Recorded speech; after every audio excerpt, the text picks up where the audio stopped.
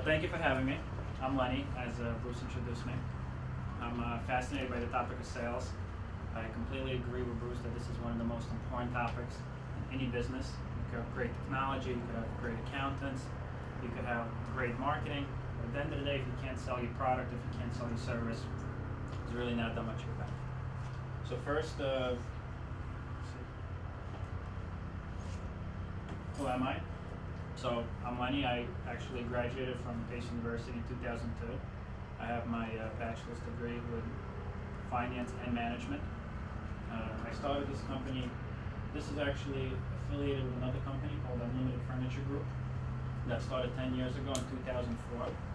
This is our 10th year in business, so we're very excited to have lasted that long. And what I'm going to talk to you about today is the websites that you see at the top, which are the e-commerce division of our business.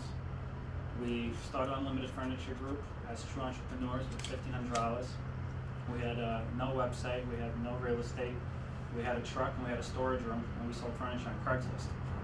We also placed classified ads in the newspapers, and we sold one product, and we kept things very simple. As we decided that we wanted to grow, we hired other people, we introduced other products, and we became a real company. This is what the company looks like today. We are 75% e-commerce. This is 10 years ago, we were 0% e-commerce. This business didn't exist for us. The e-commerce portion only started in 2010. It started with another Pace alum, Sarah Schickman, who gave a speech here, I believe, last year, maybe earlier this year. And she helped us get into e-commerce, and now this is the most exciting part of the business because it represents such a big portion of our revenue, right? So that's the really cool place to be in this technology. It's cutting edge, so we like it a lot. We still have a traditional furniture store. We have a showroom in Brooklyn. We do a lot of interior design, a lot of decorating, just think about going to a furniture store. That's what that is. And we do some other things. We export furniture to Russia. I'm Russian by background, and as a result, somehow we ended up selling furniture in Russia as well. We're about 10 to 25 million in revenue. Not at liberty to give the exact number, but we're somewhere there and hoping to get into the next tier in the next couple of years. So in the spirit of sales, in the spirit of true entrepreneurship, we opened the e-commerce company. First thing we did is we built the website. We hired absolutely no one. We were very cheap, allocated no budget to anything. So we're going to do it as thriftily as possible, and let's see what happens. So we built the website, it's there, we started advertising, and we started getting phone calls. We didn't think about this at first, but furniture is a very big purchase, it's very expensive. We thought we could just turn on the website and we'll get orders emailed to us every 10 minutes, someone will be buying something. In reality, most of the people like to call. They like to place the order over the phone. So today, 4 out of 5 sales are placed over the phone or over chat. Customers ask questions that might not be answered on the website. Sometimes because it's a large purchase, they might want to talk to someone in person just to get the confidence that there's a real company behind the website. Sometimes they call and they ask for a discount. Maybe they think there's a promotion, something they're not getting, and we encourage that behavior. So this is what you do. You picked up the phone at the very beginning, answered the sales, 10 o'clock at night, 5 o'clock in the morning, if the phone's ringing, we're picking it up. Thank you for calling bedroomfurniturediscounts.com.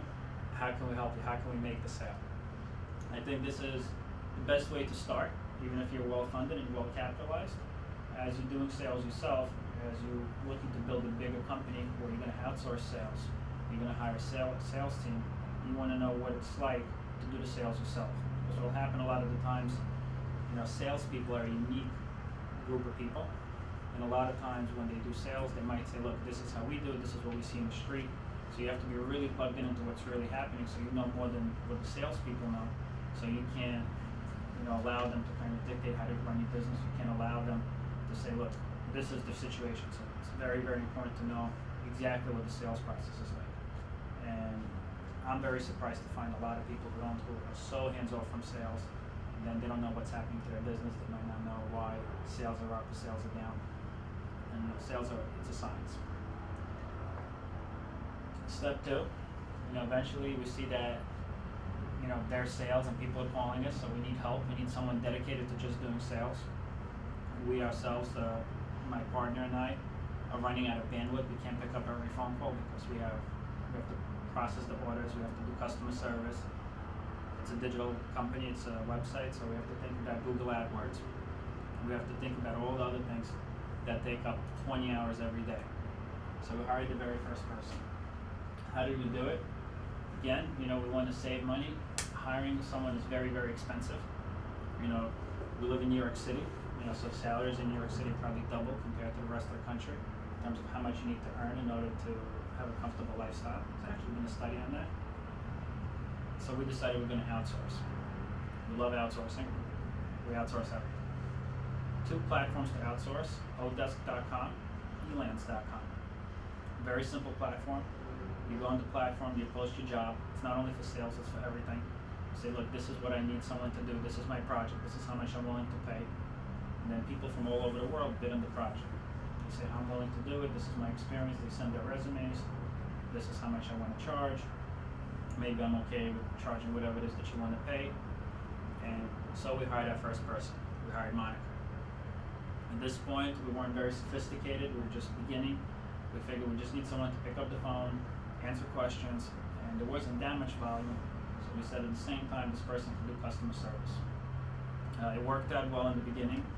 We made a few sales, and we're very happy in the very beginning. Every time we get a sale, it's very exciting. You want to jump up and down. It's validation that the concept's working. And we worked at that pace for a while. Then one day we got an email that Monica sent to someone else, and she CC'd us by accident, where apparently she had another full-time job, also working the same hours for another company. So because she was working remote, we weren't monitoring her, she wasn't working in the office, so she was cheating on us. All right, so we said, look, I guess it's time to let her go. Can't forgive something like that. So we said we need to find a way to move forward. So we decided to hire professional salespeople. What is professional salespeople? What does that mean? We didn't know ourselves. So we said, look, let's hire people who know furniture. So we hired people who know a lot about furniture. If you think about furniture as an industry, and we didn't think about it, traditionally in a store setting, face-to-face with clients, not a lot of technology use. So most of the people who used to selling furniture, they're not good with computers, they're not good with technology, they may not know how to send an email. I imagine everyone here is very comfortable sending emails and browsing websites, but not everyone's good with things like that. So we hired a couple of people who we thought were rock stars. They interviewed well, they spoke well, they knew a lot about the furniture, but instantly we have to teach them how to use computers. Drag and drop, copy and paste, very, very basic things. So it was a lot of fun. At the same time, we said, look, we need to hire people who know computers, so we started testing. We actually found a testing company. It's an online test company. Pay them $1,000 a year, unlimited tests, computer skills, math skills, written skills, right? We want our emails to be professionally written. We want our chat operators to be very professional. So now, a lot of people, when they come in, not a lot, everyone has to go through the testing process. Best $1,000 we probably ever invested. Also, when hiring salespeople, we have to think about how we're going to compensate them. Right? We want them to work as hard as possible, make as many sales as possible. We want them to go to sleep thinking about how they can make more sales, and the incentives have to be aligned. They have to be motivated to do it. Salespeople are usually very motivated by money. You can make an argument that people in other professions, like accounting or finance or marketing, are motivated by other things. Salespeople, our experience has showed, are only motivated by money. They have not too many other allegiances. Another thing that we thought about, as the business went on, we needed to have the appropriate number of salespeople for the number of phone calls that we get. So we looked at the distribution of phone calls. So it's a queuing issue. Think about going to the bank at lunch. Everyone wants to go to the bank at lunch. We have kind of the same issue. Certain people call only during work. They call only on their lunch break. Some people call in the morning before they go to lunch, before they go to work. Some people call at night. So we have to look at the distribution of phone calls by the hour, by the day of the week, because there's variability from Monday to Sunday as well, and make sure that based on the number of phone calls that we have, based on the length of each phone call, We have the right number of salespeople at all times. So what we have now is we have different shifts from 8:30 in the morning to midnight, where most of the people work when it's busy, and the fewest people work when it's less busy. And the way we hired people in the very beginning is simply by advertising on Craigslist. Very inexpensive, very effective. If you think about hiring a professional recruiter, a lot of you are maybe in the HR world, if you hire people, or if you're ever looking for a job and you're working with a recruiter might charge 15 to 20% of your annual salary. So if you have a job where you're earning $100,000, a recruiter might charge $20,000 to place it. Craigslist, $25, you can't go wrong. So this is the commission structure that we came up with. In the very beginning, we thought about paying everyone just a flat commission, very easy to calculate. You sell $1,000, you make a 5% commission, $50, very easy to calculate. What ended up happening, salespeople were giving big discounts. They had no incentive not to give discounts. They said, look, all I need to do is I need to sell as much as possible. 5% off, 10% off, 20% off margin. I don't know anything about margin.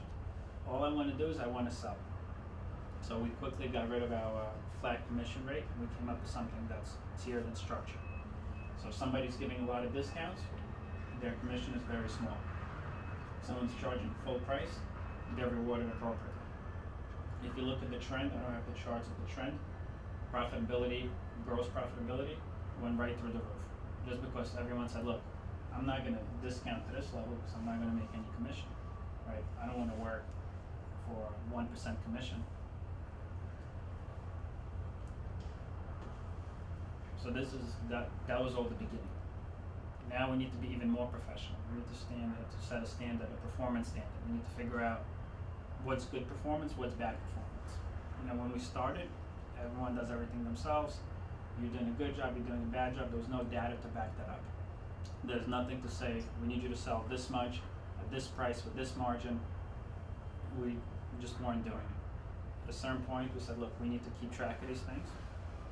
Now we keep track of almost everything. We know how many phone calls they pick up, we know how many chats they do, we know the close ratio, we know a lot of information. So in the sales profession, it's very important to have a scientific approach, very important to be very data driven, not emotion. It's not based on emotions, I did a good job, I closed a big deal. Because a lot of times, if you have a big sales team, you have one person who's always saying, I'm great, look at this deal, look at that deal, look at this customer who I just closed. But at the same time, you have to look at the numbers, because a lot of times those people are not the ones with the best performance when you look at just pure numbers without the emotional aspect of it, without the self-promotion. So these are the 3 things that we look at that are most important. We look at probably 10 to 15 data points for every salesperson every month. First, we look at margin, very much related to the prior slide about not discounting. We're looking to see who's more profitable, who's less profitable. We look at the close ratio, very, very important statistic. What a close ratio is, think about if 100 people walk into the store and you sell 10 of them, that's a 10% close ratio. If another salesperson has the same 100 opportunities and that person closes 20 people, that's a 20% close ratio. It's 100% difference in performance. And I think in the next slide, actually this is from August, so you could get an idea. So who do you think got fired this week?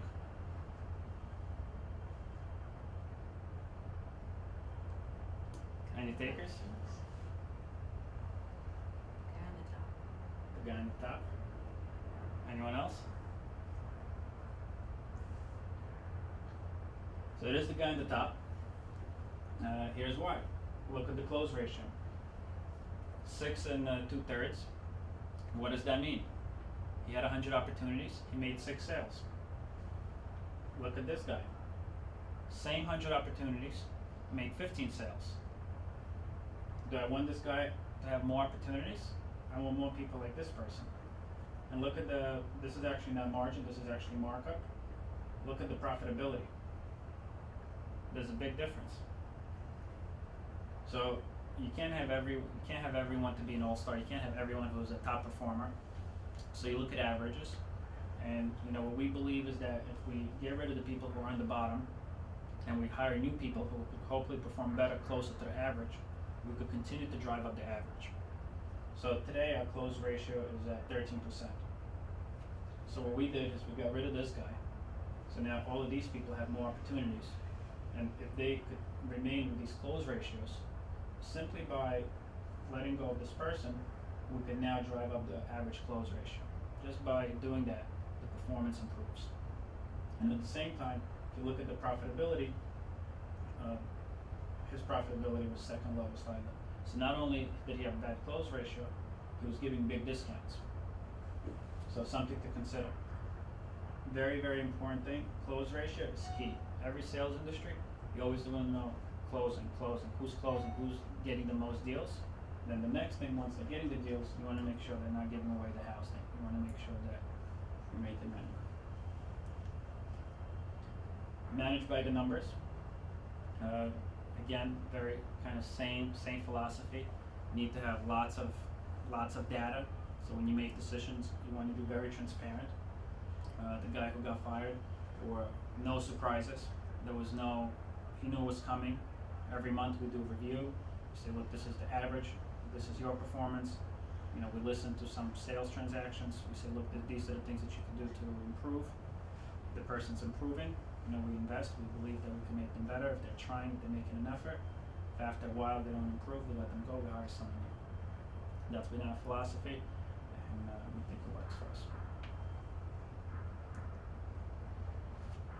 Now, today, this is kind of where we are. You know, we're trying to figure out, we have 6 people on our sales team. We've had lots of salespeople in the last 3 years, and we need to try to figure out who are the top performers. What determines a top performer? We want to know before we hire a person if they're going to perform well. We don't want to hire them and see what happens, and just hopefully we get lucky. We want to identify the desirable traits. It's not as easy as it sounds, because some of the best salespeople might not seem so at first. They might not be the most punctual, they might not be the most responsive. They have almost a different skill set. And this is what we're thinking about, still thinking about the question, do we want someone with furniture experience, do we want someone with computer skills, do we want someone who's completely different from a new field?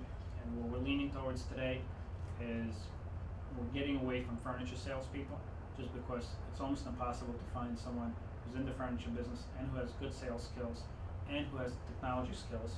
And we're going after people who have experience in sales, who are maybe doing sales now or have done sales in the past. We're looking for people who've done similar sales to what we're doing, the kind of sales where you talk to people on the phone or you talk to people in person, the kind of sales where you have the ability to negotiate on price, as opposed to thinking about working at a department store, this is the price and that's it. Here you have to be able to negotiate well with the customer, and you have to understand, you know, what drives different types of customers and how to negotiate with each type of customer.